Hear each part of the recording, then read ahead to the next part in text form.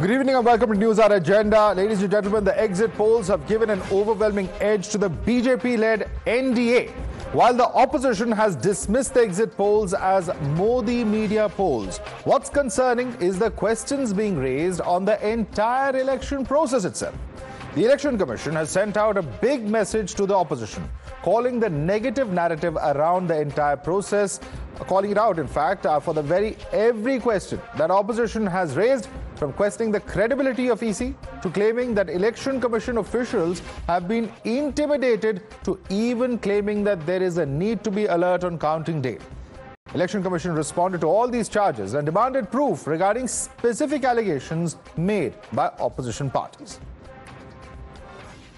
आपने देखा कहां जाते हैं, कोई कंट्री का कोना नहीं है, कीचड़ में जाते हैं, पहाड़ पे चढ़ते हैं, पूरा बोझ लेके चढ़ते हैं, महिलाएं बच्चों को गोद में उठा के लेके आती हैं, ये मैं दिखाऊंगा। और जब नेगेटिव नैरेटिव्स बनते हैं, जब इनके ऊपर में आरोप लगते हैं, तो सोच के देखिए कि इनके दिल को कितनी कठिनाई होती होगी। लेकिन हम इनकी तारीफ करना चाहते हैं, इनको ग्रेटिट्यूड देना चाहिए। बीच में एक हवा चली कि एआरओ कोई टेबल पे काउंटिंग एजेंट का बैठना मना कर दिया, सुना होगा आप लोगों ने, उसको भी काउंटर कराना पड़ा, हवा चला देते। फिर एक माहौल बनाया गया कि लार्ज नंबर में आरओज को इन्फ्लुएंस कर दिया गया है। कैसे हो सकता है? देश में कर सकता है तो बताइए किसने किया, हम उसको सजा देंगे, हम उसको सजा देंगे, उसे बताना चाहिए कि किसने किया। लोग, citizens have come forward and participated positively. बार हवाबाजी में शोर मचाने के बदले कुछ का काम वो है, कुछ का काम पार्टिसिपेट करना है सीरियसली। उन्होंने पार्टिसिपेट किया और जिसकी वजह से ये क्लटर रुका। We have created a world record of 642 million proud Indian voters. This is a historic moment for all of us.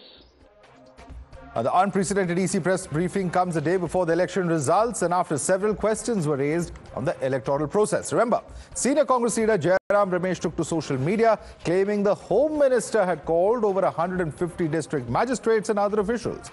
The Congress claimed undue pressure on officials, but EC has responded to it, clarifying that no official has made any such complaint, also asking him to provide factual details of any such calls being made.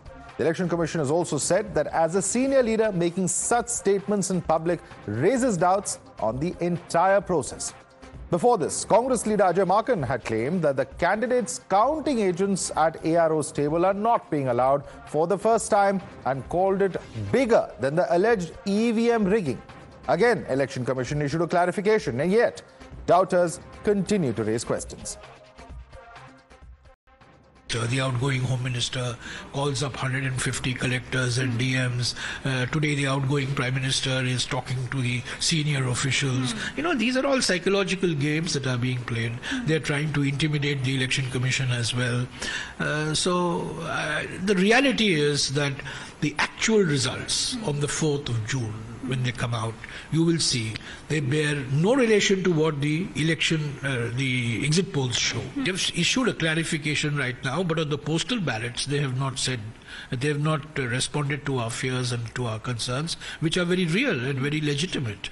And incidentally, we have 117 complaints over the last 77 days and 14 complaints against the Prime Minister, and no credible action taken by the Election Commission. The Election Commission has to do much more to instill confidence that it has a level playing field and that it is not favoring the ruling party. There are some issues relating to the counting of postal ballots. How will the postal ballots, when will they be counted?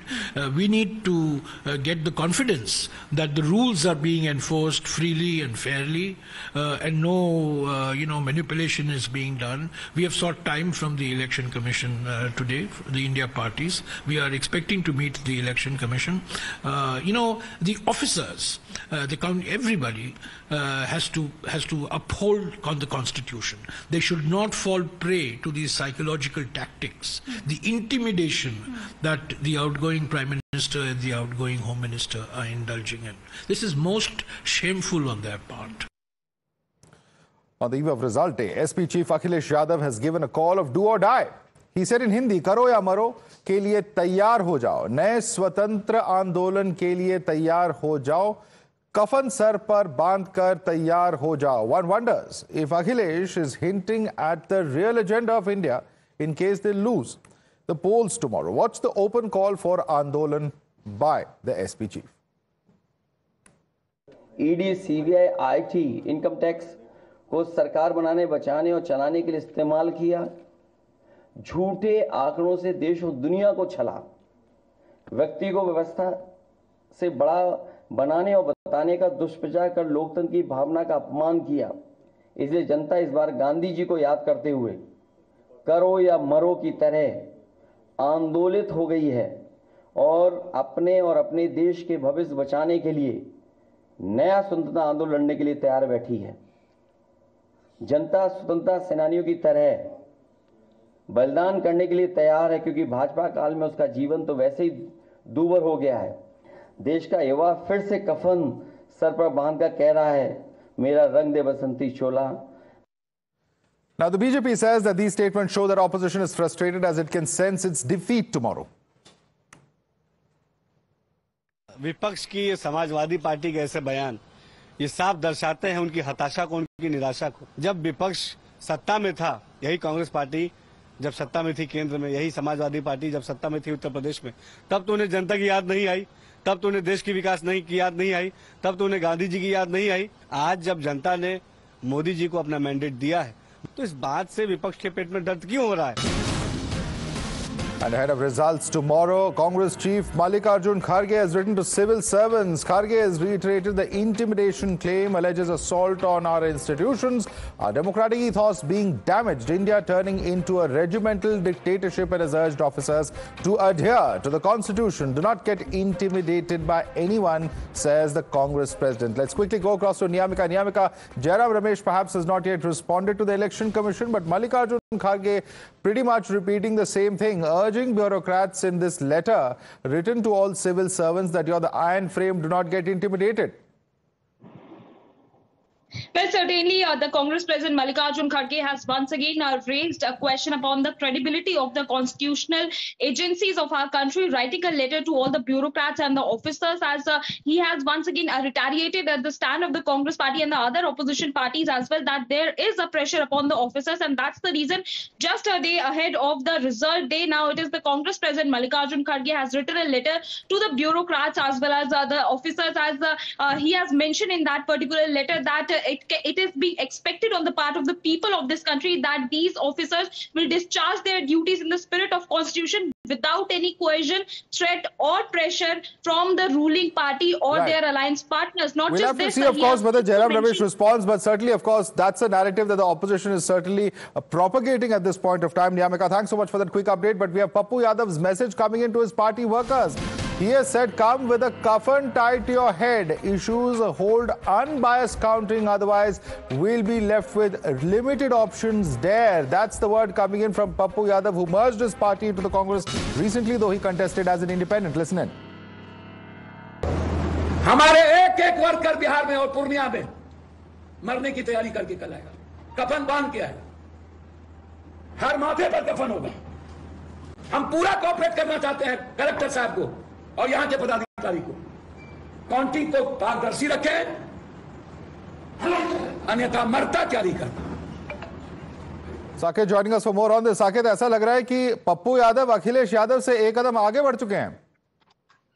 हाँ, देखिए, बिल्कुल जिस तरह से पप्पू यादव बयान दे रहे हैं और जिस तरह से वो कह रहे हैं कि जो अगर कल गड़बड़ी होती है तो तमाम अपने कार्यकर्ताओं को वो कह रहे हैं कि कफन बांधकर वो चुनाव के जो नतीजे हैं उस दौरान वो वहां पर मौजूद रहे काउंटिंग सेंटर पर. ये दर्शाता है कि जिस तरह से लगातार ये आरोप विपक्ष की पार्टियों की तरफ से लगाए जा रहे हैं कि कुछ ना कुछ टेम्परिंग होगा, ईवीएम के साथ कोई गड़बड़ी की जाएगी, ये तमाम चीजें जो लगातार अपने कार्यकर्ताओं के बीच उनके द्वारा फैलाया जा रहा है. लेकिन इसका दूसरा भी पहलू है कि अगर इस तरह का माहौल इन नेताओं के द्वारा बनाया जाएगा तो ये कहीं ना कहीं सवाल खड़े करता है कि आखिर लोकतंत्र को लेकर जो लगातार ये बातें करते हैं कि लोकतंत्र पर भरोसा दिखाते हैं, उस पर उनको भरोसा कहां है. Well, absolutely, Saket, that's a very big question indeed, and that's the subject of our debate. हमारे साथ जुड़ने के लिए बहुत-बहुत धन्यवाद, and we're continuing to debate that. Let's take this across to our guest now. You're watching the News Hour at 10, debate number 1 on Times Now, Super Prime Time.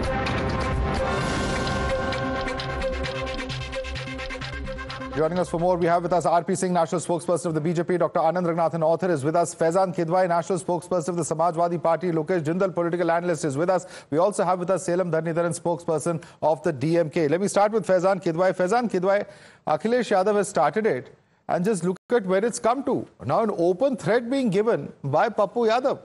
What is all of this rhetoric going to ultimately lead to? What's the purpose of this? Madhav, what exactly is the problem? Could you kindly explain me what is the fuss all about? What is the statement just look at the language. One second. Everybody. I will tell you. Madhav, may I tell you what the fuss is all about? You want me to tell you what the fuss is all about? Just listen to the language being used over here. Andolit, Balidan, Kafan Bandh kar aa rahe hain. And look at the threat being given by Pappu Yadav. What is when responsible political leaders make use such violent language? Who's to know what's going to be the outcome of that? Any one individual who ends up taking law into their own hands at the behest of such statements could lead to disastrous results, sir. Madhav, the statement, the speech that Akhilesh Ji made today, it was about mobilizing his cadre. It wasn't a war cry. Mr. Akhilesh Yadav was pepping up the cadre for tomorrow. The candidates, the booth agents, that you people should be vigilant because Bharatiya Janata Party could go to any extent. We have seen what they have been doing. We know how they are controlling other agencies. We cannot trust the Election Commission of India. Madhav, just want to tell you, read the CSDS survey which they have conducted. 72% of Indians have lost faith in the way Election Commission is functioning. So these institutions have lost their reputation, have lost their credibility, and Akhilesh Yadav is a leader who leads from the front. He's a selfless person, a person who wants to lead his countrymen, to lead the people. It's so easy to say this, Faizen.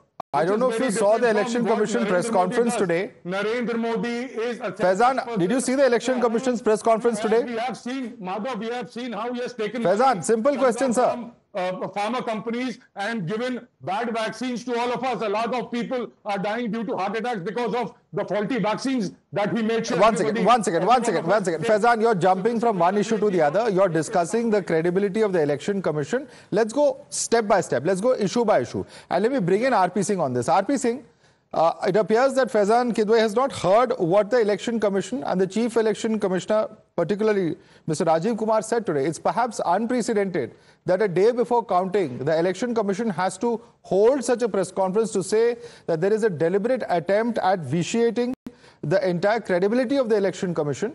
And all of this, there's a systematic process. They say first it was the voter list, then it was EVMs, then it was VVPATs, then it was candidates, representatives and their agents, and then it is postal ballots.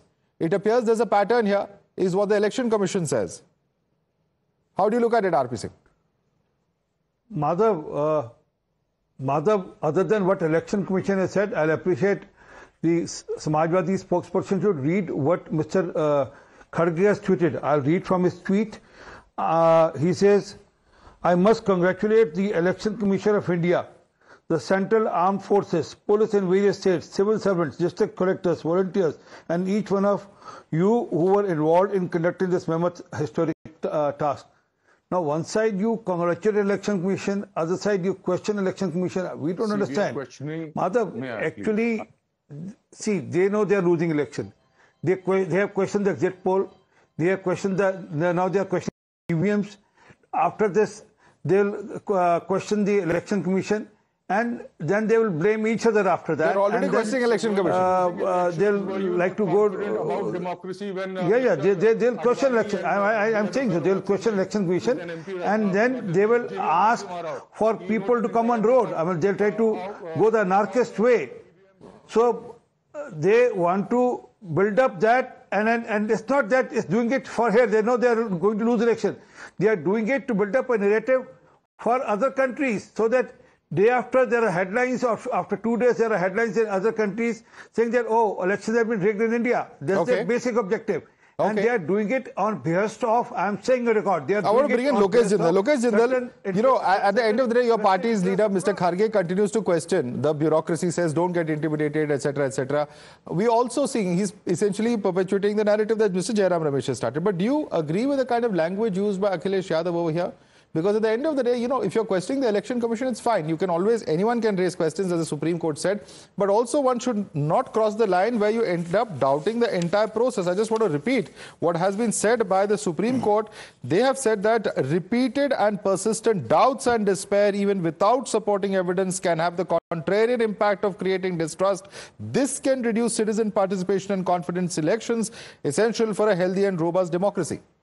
What's going on here? Madhav, you look at the past record, the Chandigarh elections, the manner in which the government was not ready to share the data of who all have funded to the political parties.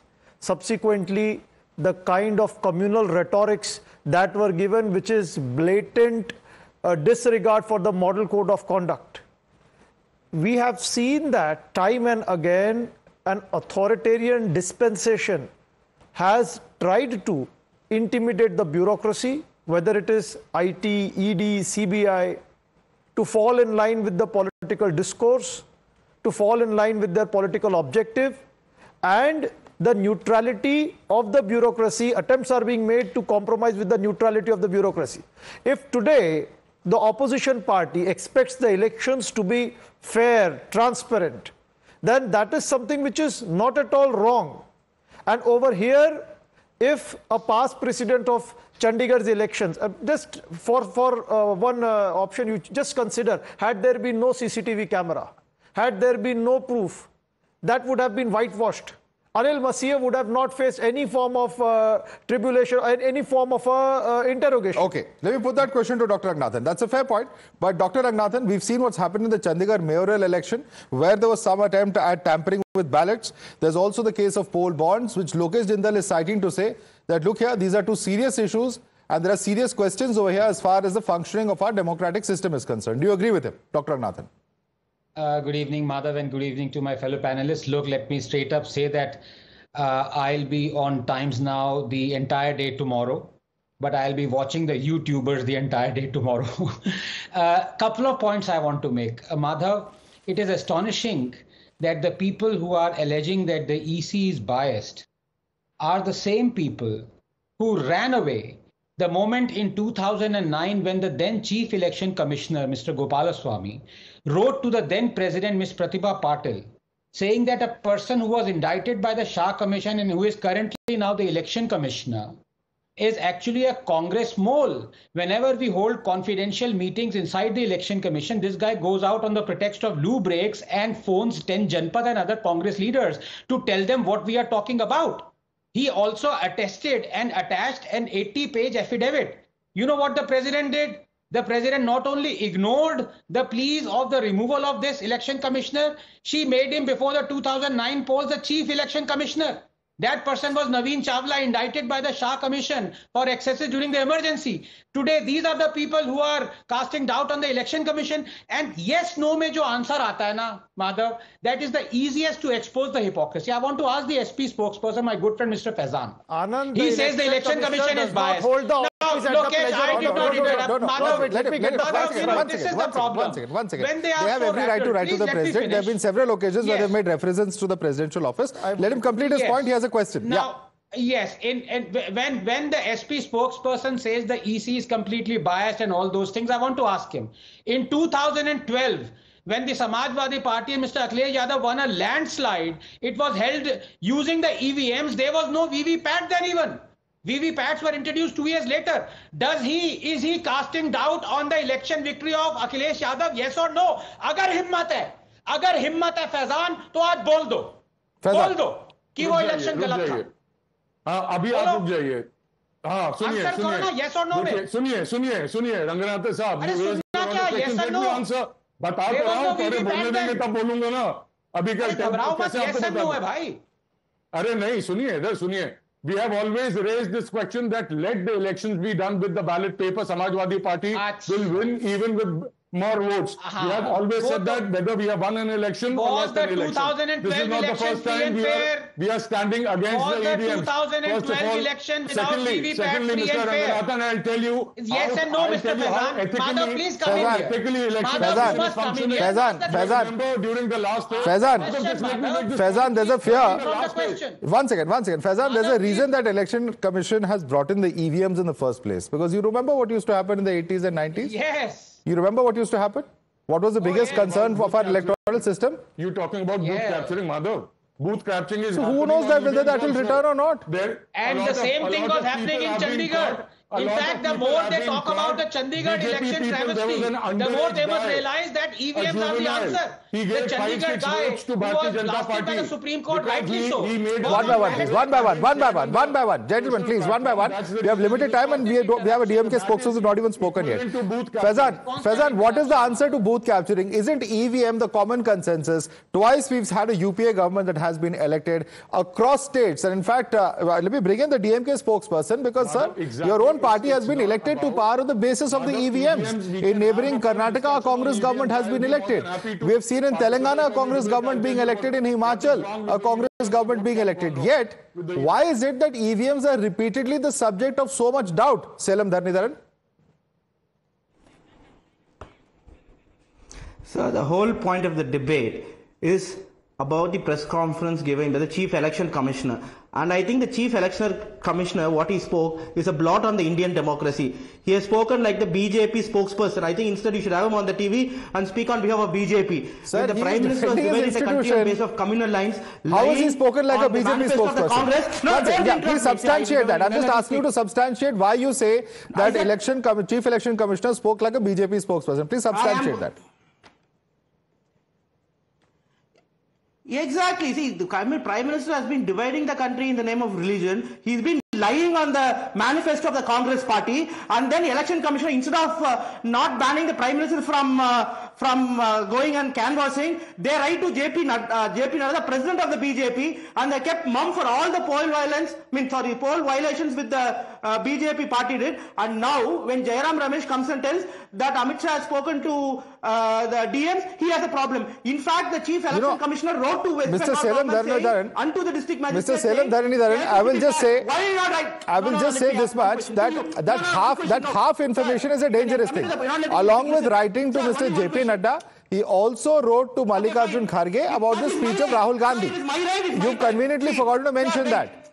You are questioning the partiality of the Election Commission without even mentioning that they have actually questioned both the sides. That's the problem. Sir, you are letting me not speak. You are not letting me speak. Let me tell you. I'm correcting the wrong facts that you're putting out, sir. You have every right to speak. Please go ahead. Uttar Pradesh. Why to West Bengal? You answer this. Why to West Bengal? Why did the Election Commission write to the District Magistrate of West Bengal saying the election should be fair and not to the BJP-ruled Gujarat and Uttar Pradesh? Why did the same Chief Election Commissioner support the electoral bond 6-8 months back, refuse to give the names of the donors? Only after the Supreme Court intervened, he comes and gives. And Arun Goyal, another election commissioner, resigned, saying he does not want to work with Rajiv Kumar, the Chief Election Commissioner. India, for the first time, had only one election commissioner, the Chief Election Commissioner. All this is a blot on the democracy. Why did the Election Commissioner not? Respond to those three questions. I think the answers of several of them. Did they give numbers? RP Singh. After Supreme Court has intervened, they give the numbers. All right, RP Singh, please come in. RP Singh, please come in. Why write only to Bengal, not other states? Why is it that you have one election commissioner leaving? All of these are blot on the Election Commission as per the DMK spokesperson. Please respond to him. No, listen. Well, let me first expose them on part of the manifesto of the Congress party where they say it is not communal. I read it from the manifesto of Congress party, page number 8, which says Congress will ensure that every citizen, minorities have the freedom of minorities. Minorities in Muslim have freedom of choice of dress, food, language and personal laws. What can be more communal than this? You are trying to say that you will bring Shariat law wapas? You will get the Shariat law back in this country? You are trying to say that you will remove the triple talaq, you will do away with the triple talaq, you will promote halala in this country. This is what the Congress manifesto says. It's not me who is saying so. So please, before you come for a debate of Madhav, please read the manifesto and be very sure about what you say. But on coming on the issue of Election Commission, sir, Election Commission, they have moved to the court on EVM, they have moved to the court, now they are moving to the court on Election Commission. There is a Supreme Court above everything. They can go and try their luck there, whatever the Supreme Court says will be the final.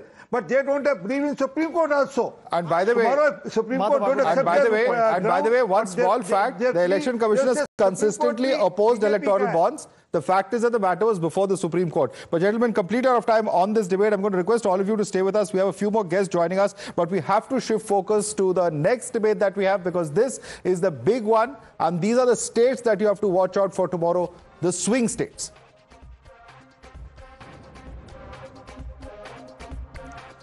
Viewers, less than 10 hours are now left for the counting of the votes to begin. And on NewsHour Agenda, we will focus on possible swing states where the BJP could be making gains. Now, we're going to start with the first state of Punjab. And in fact, Punjab is where BJP is likely to pull a surprise, is what we are told. Times Now's ETG exit polls have predicted that BJP, fighting solo this time round, could in fact win 2 to 3 seats. And in fact, we're looking at the comparison of the seats. Let's quickly pull that up on our screen over here. This is the comparison of the seats in 2019, and this is the comparison of 2024. AAP in 2019 had just 1 seat. Before that, in 2014, incidentally, they had 4. They've come back to that figure in the 2024 projection. It's a change of 3. BJP has improved from 2 to 4, which is a change of 2, as per the exit poll. Congress goes down from 8 to 5, which is -3. Others from 2 to 0. This is the comparison as far as Punjab is concerned. Let's quickly take this across to our guests. In fact, all right, we have more details as far as the Punjab exit poll is concerned. The takeaways are that BJP is projected to win 4 seats on its own. It's a significant gain despite BJP going solo in this particular election. These are 2 of the major, in fact, aspects as far as the Punjab polls are concerned. And let's quickly take this across, so open this up and go across to our guests joining us. Let me take this across, in fact, to Lokesh Jindal. Lokesh, what explains this change in fortunes as far as the Congress is concerned? It appears that going solo, if we go by these numbers, has actually helped the BJP. Look, Madhav, if you talk about Punjab, it is divided into the 3 major divisions. We have the Malwa region, the Doaba region, and the Majha region, that is near the Amritsar. What you are projecting is BJP gaining 4 seats in the Malwa region is something that is beyond my acceptance, because if you talk, that entire region was heavily against BJP. In fact, the entire farmer protest was protest from the Lambardar farmers who belong to this region. And these were the regions which voted Aam Aadmi Party to power. In fact, 52 seats were won by Aam Aadmi Party. And now also this region continues to restrict BJP's entry into Punjab. So I would say that 2 seats that BJP won in 2019, it will be losing in these elections, rather than you giving 2 more seats to BJP. Okay. So the electoral outcome would be more that it will be Congress that will be gaining in Punjab, and BJP will be losing 2 seats in Punjab. All right, let me take that question across to RP Singh. RP Singh, it is not the Congress, it is not the BJP that will be gaining, but the Congress that will be gaining. The impact of the farm protest is there for all to see, says Lokesh Jindal. Please respond to him. RP Singh. Madhav, I'm reading out from the Times of India paper yesterday. In Doaba, Congress, AAP, everywhere, BJP penetrates in rural pockets. Now, there's another paper in Hindi, जहाँ नहीं था वजूद, भाजपा ने उन गांव में बनाई जगह. And I send you all of this for your record information. गांव में दलित समाज का भाजपा को समर्थन की सका किसका बिगड़ेगा खेल. Okay, let me read it further. After protests throughout campaign, BJP makes inroad in rural Punjab. These are the headlines of the newspaper which has been published yesterday and today. So, what you are seeing here by the media in Khan Market, or people who don't have any ground knowledge or information, these things have changed on ground. Okay. In spite of there was protest, but there were workers on ground. Okay. Each booth, we had a worker sitting on each booth, and there were people who were flocking to a table, especially the women were flocking. Let me quickly bring in fact, some of other panelists also joining us. Dr. Akashdeep Buni is with us. Also joining us is Professor Monojit Mandal. But let me go across to Dr. Akashdeep Buni on this. Dr. Akashdeep Buni, things have changed on ground. It's there for all to see. Of course, both the BJP and the Congress having very diametrically opposite views. But at the end of the day, the questions will be on whether the alliance going together, fighting it alone rather in Punjab. Different strategy, of course, from Delhi as far as AAP and Congress is concerned. Where has the strategy really worked on ground? See, Madhav, it is the India alliance who is going to have a last laugh at in Punjab. With all respect, I totally disagree with your poll in Punjab specifically. Why? Because Bharatiya Janata Party, who has got 2 MLAs in Punjab, they have no chance of getting more than 1, if also they are lucky. Why I'm saying this? Because this is the Punjab where Bharatiya Janata Party is not even allowed to campaign. Their leaders were shoved away from states. And that is why what happened at grassroots. I'll be telling you, in Jalandhar, remember, Bipole seat was won by huge margin by Aam Aadmi Party. And this time, with Congress and Aam Aadmi Party, the seat will be divided. It will be 13-0 for India Alliance in Punjab specifically. Right. And one more point. Why Punjab is not a swing state is because the implementation of all these schemes that were promised by Aam Aadmi Party, be it electricity, be it education, be it healthcare, this all happened at grassroots. And that is why there will be a swift... All right, so the BJP, the Congress as well as the Aam Aadmi Party all having very different perspectives on what's happened in Punjab. Let's quickly switch focus to the next state. This is Tamil Nadu, where there appears to have been an incremental growth in BJP's vote share on ground. Let's take a look at this. This was, of course, in 2014, 6%. 4% in 2019, increasing to 7% in 2024. Certainly, of course, nowhere in a position to come to power, but it is, of course, it does appear to be a steady growth over the years, and of course, an intensive campaign by the Prime Minister on ground as well. Now, this is the numbers that we're looking at as far as the DMK, BJP, ADMK and others are concerned. The numbers for the DMK alliance are 37. In the 2019 result, 35 in the 2024 projection. So minor change of -2. BJP poised to gain 2 seats over here as far as the Times Now ETG exit poll is concerned. ADMK continuing to remain at the number of 2. What really, of course, are the takeaways of this? Let's take a quick look at that as well. There's an increase in vote share for the BJP that's seen over here. That's, of course, something that's quite evident from the numbers that we put out a short while earlier. The increase in vote share for the BJP, of course, that we mentioned, and they're likely to win 2 seats, of course, is something that's quite obvious from this. A sign of things to come in Dravidian bastion of Tamil Nadu. If they can do it in 2 seats, can the BJP better its performance in other seats of Tamil Nadu is, of course, a question as well. Let's quickly take this across to our guests as well. In fact, I want Selam Dhanidharan, spokesperson of DMK, to come and write on this. Selam Dhanidharan, do you agree with this analysis? Do you think that 2 seats that the BJP is poised to pick up, as far as not just this exit poll, but there are several talking about 1, 2, 3 seats, etc., where the BJP could possibly win this time round? Is it really happening? Is there a change happening on ground? Sir, I have worked in the elections. I haven't seen BJP anywhere except for some paid BJP social media trolls. I think BJP will cross deposit in 2 constituencies. That's all is going to happen. In fact, even in 2014, when BJP contested with some numerous alliance partners, they got 18.5% seat. Now they have PMK and 3-4 other parties. I haven't seen where BJP's vote percentage increased. In 2022 municipal election, 1 candidate close to Coimbatore got 1 seat. Even his family members did not vote for him. See, so I don't think BJP is going to get 2 seats, and Tamil Nadu is clearly for DMK. We will get this time 39 plus 1 in Pondicherry. That is 40 seats. This is for the DMK alliance. I think there is no question of the lotus blossoming in Tamil Nadu even after 50 years.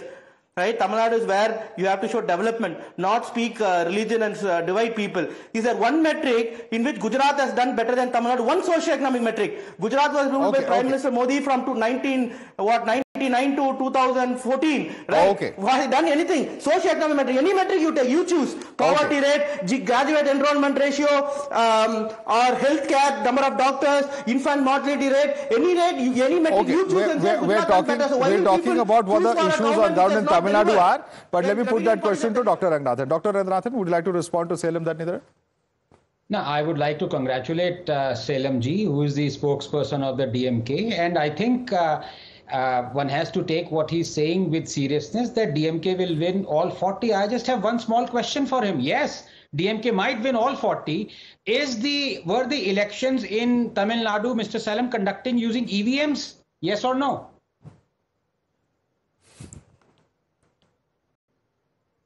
See, I will answer to that. I mean, you see the question. The point is not. Yes or no, bolna. There is some amount of discrepancy. Say yes or no. Say yes or no. I don't. You are not the anchor. See. You will first listen to me. I am replying to you. How I reply is my prerogative. Not how you want to reply. You ask me a question, I'm going to reply. See, now you ask me a question, I'm going to reply. You ask me a question, I'm going to reply. Was it using EVMs or not? What? It's a yes and no question. Listen. Answer yes or no. Listen, if you have the guts, stop being a DMK zombie. I will choose. Is it a multiple choice exam happening against multiple choice? Are you conducting multiple choice exam now? Are you conducting multiple choice exam? It's a yes and no question, Madhav. Is it or is it not a yes and no question? Okay. Since let's not have the shouting match, as entertaining as it might be, but I'll just say this. Salem Dhanidharan, simple question. Questions being raised by your alliance on the EVMs. Anand Ragnathan is just showing the mirror. If you're boasting about your win through EVMs, then where is the question of doubting the system? Yeah, Dr. Ragnathan, please. Dr. Ragnathan, you asked a question. Let him respond. Yeah. See, the whole point is that there are certain percentage of biases in EVMs. In Tamil Nadu, we win because we are 25% above the number 2 and number 3, 35% ahead of BJP and 25% ahead of ADMK. But the problem is there are few percentage manipulation which matters in swing states where 2 percentage points can change the entire result, like Gujarat Assembly election, like the Bihar Assembly elections, like the Assembly election in Rajasthan when the difference between BJP and Congress is only 2%. So that kind of manipulation. So the democracy is in danger only in the swing states. Are now not completely so democracy is in danger only in swing states. Is that what you're saying, Salem Dhanidharan? So easy. Democracy. See, you're assuming. You said it. You said it only where there's a slim margin. Only there is possibility of manipulation. Just because No, not true. Democracy is in danger across the country. In Tamil Nadu, they tried all the tricks in the game. They tried to put false cases, spread false narratives, but still people didn't fall prey. ED came. 40-0 is danger for democracy. That is because people support us en masse. People support us en masse. People support us en masse.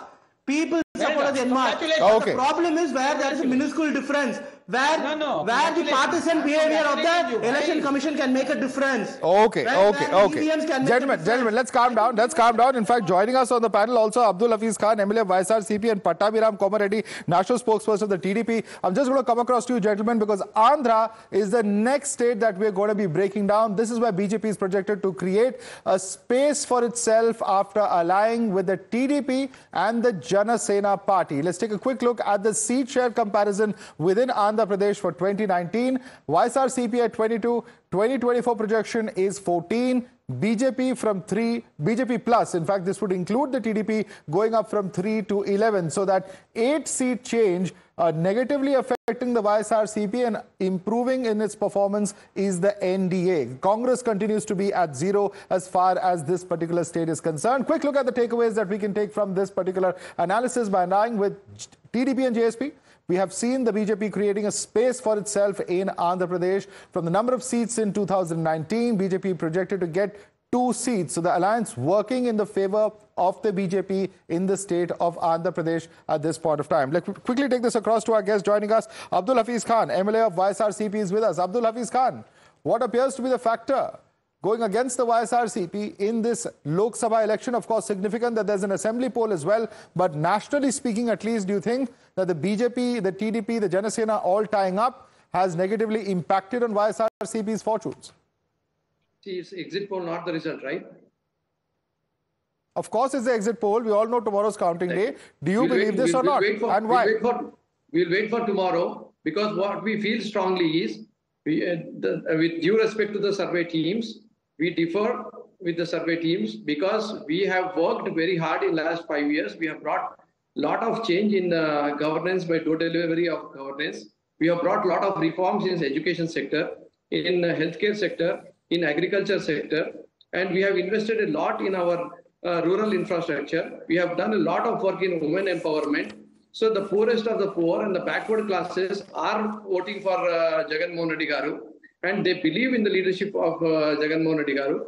So whatever the exit polls are coming, what we feel is that's the lowest mark. From there, we are going to only gain, and you will see that we will be sweeping the state and with a very good margin as well.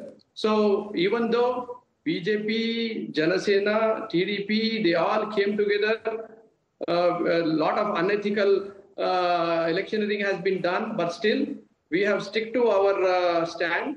We have been fighting them for last 3 elections, and this time again we are going to beat them, and we are going to form the government.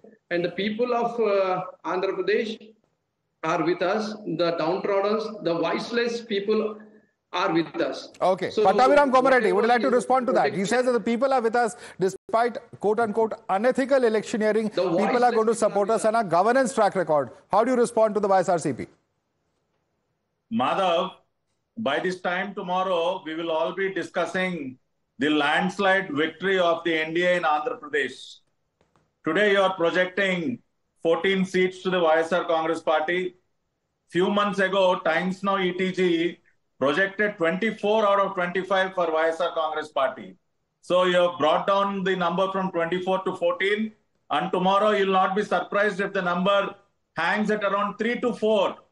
It will go down by another 10 and YSRCP might end up with just 3 to 4 seats. The NDA will win a minimum of around 20 plus Lok Sabha seats from Andhra Pradesh. The reason being the kind of discontentment. Yeah, the factors. Yeah, let's get into the reasons. Today, people in Andhra Pradesh feel cheated in the hands of Jagan Mohan Reddy because 85% of his promises remain unfulfilled even today. Andhra Pradesh is suffering very badly because of the misgovernance of the YSRCP government, and that is the reason why people have turned out in large numbers to vote.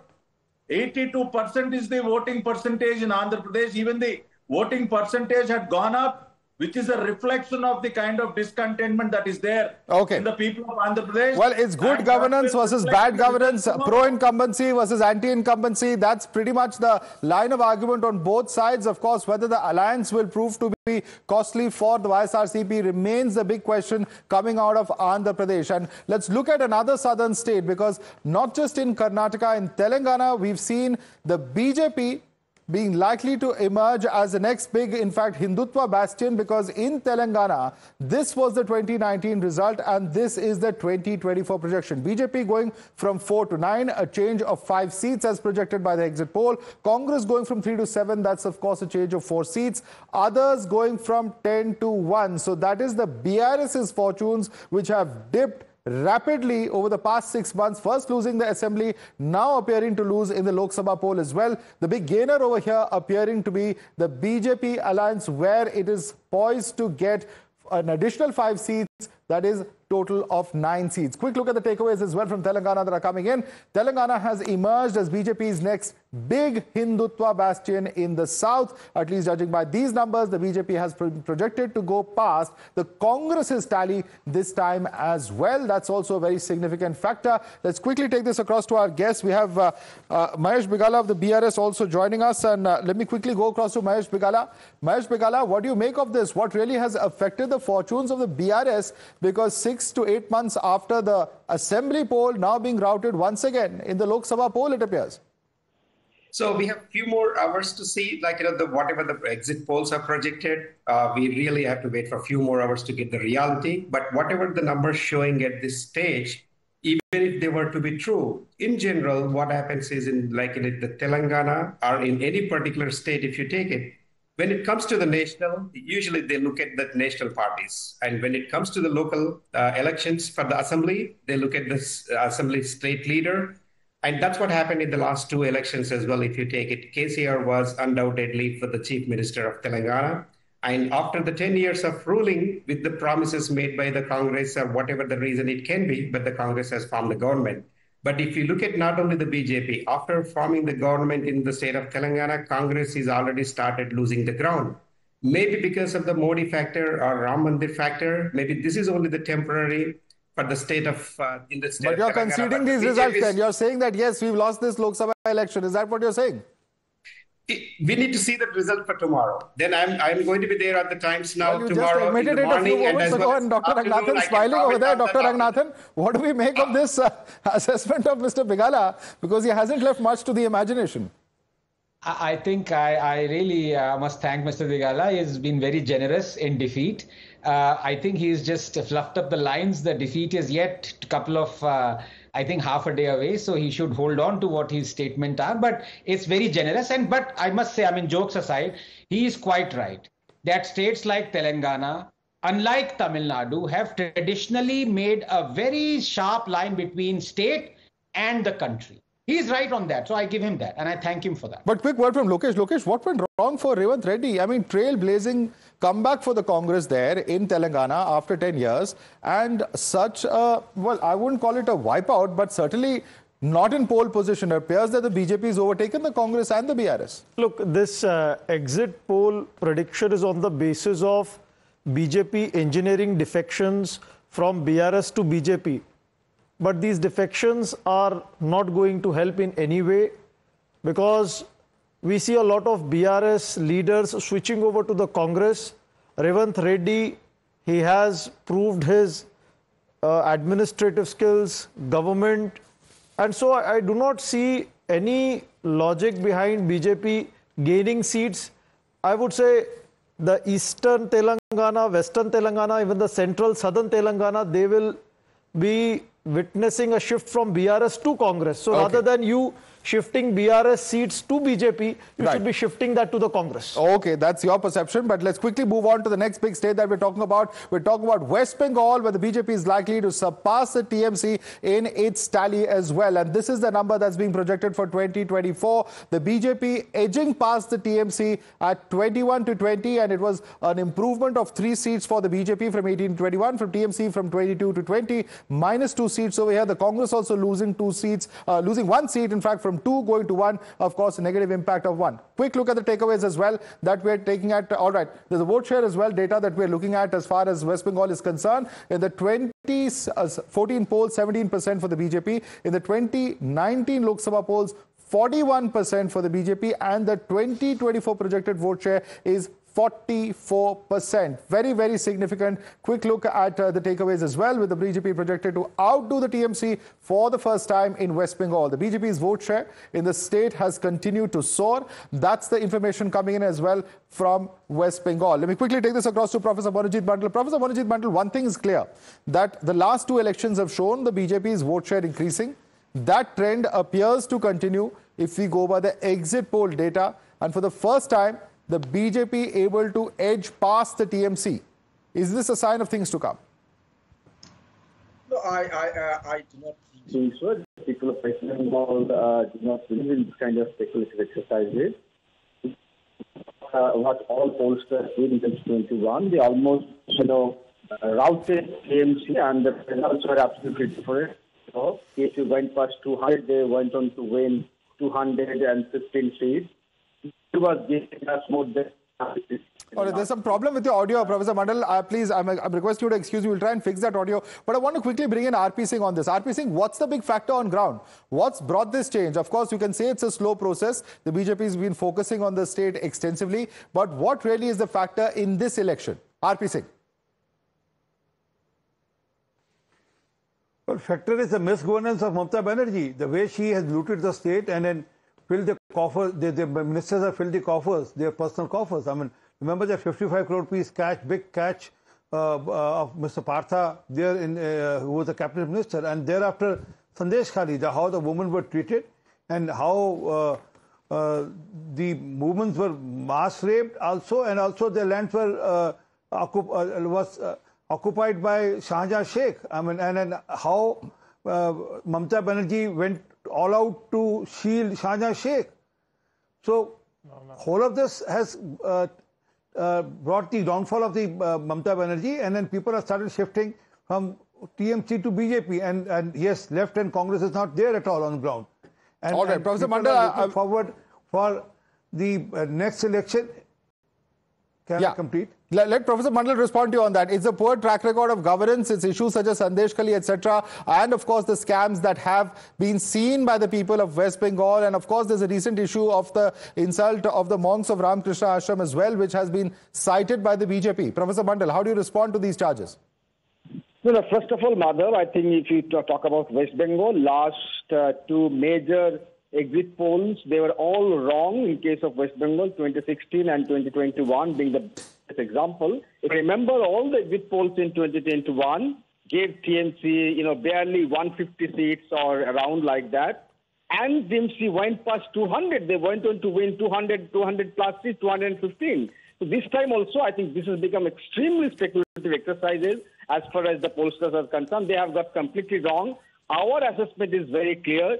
TMC is going to get 30 plus seats, at least 30 plus seats. And the reasons are very simple. 3 of their sitting MPs, including one of their biggest leaders, Dilip Ghosh, he had to leave his winning seat. She had to leave her winning seats, and they are contesting from different seats. Even BJP is worried of the fact that there could be an anti-incumbency factor as far as the performance of their MPs are concerned. One of their sitting ministers, Subhash Sarkar, he is losing in Bankura because even his own people are not voting for him. So it is absolutely clear that this is highly speculative, if not extremely imaginative. All right. On that note, in fact, we have to wrap up this bulletin. R.P. Singh, Dr. Anand Ragnathan, Lokesh Jindal, Dr. Akashdeep Muni, Selam Dhanidharan, Abdul Hafiz Khan, Pattabhiram Komareddy, we had, in fact, Mahesh Bigala on our panel, and Professor Manojit Mandal. Thanks so much for joining us this evening. This is just a teaser for what's going to happen tomorrow. Do join us all day tomorrow. We'll be live from 6 a.m. to bring you all the latest updates, the biggest panel of experts, the biggest political voices, and the quickest updates right here on Times Now.